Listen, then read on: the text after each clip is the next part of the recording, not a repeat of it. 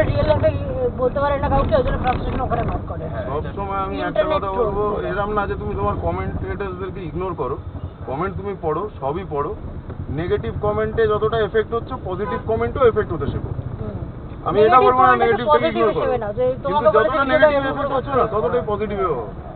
তো বলি ভিডিওটা কিরকম করে শুট করতে, তাহলে তুমি করো। কি বলেন তো ম্যাডাম, আমি ভিডিও যখন যে কোনো ভিডিও আমি পোস্ট করি, তো আমি প্রত্যেকটা প্যাসেঞ্জারের পারমিশন নিয়ে ভিডিও করি, আমি ছাড়ি। তারা কিন্তু যারা কমেন্ট করছে তারা কিন্তু জানে না। এবার ওই কমেন্ট বেশি থাকে যে আপনি ভিডিও ছাড়ছেন, প্যাসেঞ্জারের পারমিশন নিচ্ছেন, এ করছেন ও করছেন, কিন্তু আমি কিন্তু নিয়ে আমি সেগুলো আর কমেন্ট দিই না। ওই জন্যই বললাম তো, তুমি নেগেটিভে যতটা ফোকাস করবে যেটা হিউম্যান নেচার, এটা তোমার দোষ নয়, কিন্তু পজিটিভটার দিকে তাকাও, তুমি ওদের দেখবে আরো বেশি মোটিভেশন পাবে। মানে র্যান্ডমলি যে আসে কমেন্ট করে দিয়ে চলে যায়। এটা তো কিছু করার নেই, ইন্টারনেটের জমানা ভাই। ভালো থেকে সবার অপিনিয়ন আছে।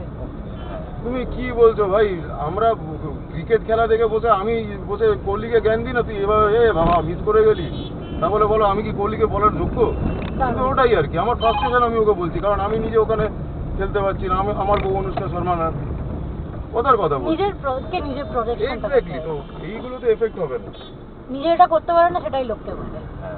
তুমি বিশ্বাস করো, তুমি যদি আজকে টাইম ট্রাভেলও ইনভেন্ট করো না, লোকে কি বলবো, এতটা টাইম নিয়ে নিল, খুদ খুঁজে বের করবে, যত ভালোই করো। আরে লোকজন মানে কি বল, লেজেন্ডদেরকে উল্টা পাল্টা বলে। তো বলছি সচিন গালাগালকে, সচিন ব্যাটই করতে পারে না, তুই ব্যাট করতে পারিস, চার দোকানে বসে আছিস, তুই ব্যাট করতে পারিস, সচিন ব্যাট করতে পারে না। একটু কি ওয়ার্ডটা দেবো কত ভাই, খুব ভালো লাগলো তোমার সাথে আলাপ করে, আমার খুব ভালো লেগেছে, আমি ডেফিনেটলি ফলো করবো তোমার ভিডিওটা। এবার থেকে কয়েকটা ভালো কমেন্ট আমার থেকেও পাবে একদম।